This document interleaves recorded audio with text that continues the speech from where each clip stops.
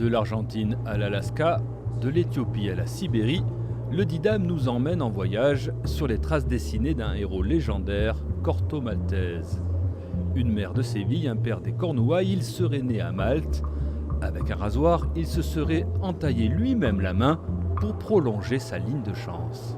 C'est un personnage mystérieux qui a sa propre légende, qui n'a pas d'attache, qui voyage, qui s'embarque très jeune sur un navire et à qui il arrive tout un tas d'aventures assez surprenantes. Et c'est un personnage qui, dans l'imaginaire collectif, véhicule beaucoup de choses positives autour de la rêverie, de la poésie, du voyage et de l'aventure.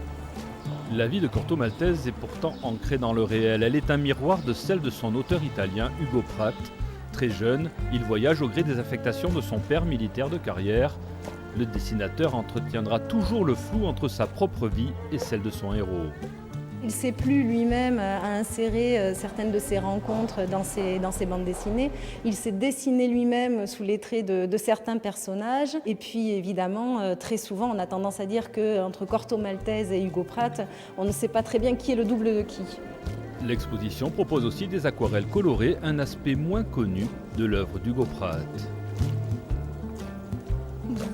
Dessin au long cours, à voir jusqu'au 19 septembre au Didam de Bayonne.